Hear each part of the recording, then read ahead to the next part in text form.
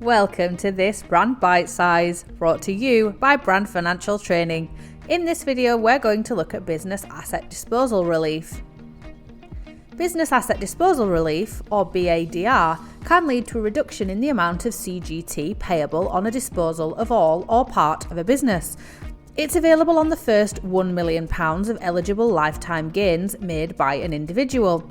Eligible lifetime gains are those made on the disposal of assets used in a business or of shares in a business in which an individual has held an interest for at least 2 years prior to disposal. For sole traders and partners, having an interest in a business means either owning it outright or with a partner. For employees and directors, it means having at least a 5% shareholding in a trading company, entitling them to at least 5% of the voting rights, plus either 5% of the firm's distributable profits and assets available for distribution on wind-up, or 5% of the proceeds on the disposal of the firm's ordinary share capital.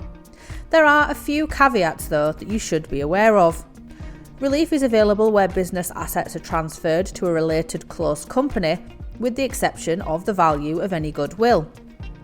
Where the sale of an asset used in a business or partnership is owned by the individual rather than the business, it's known as an associated disposal.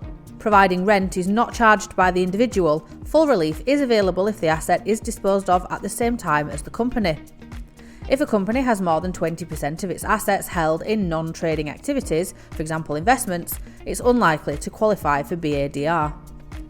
Where BADR is available, CGT is charged at 10%.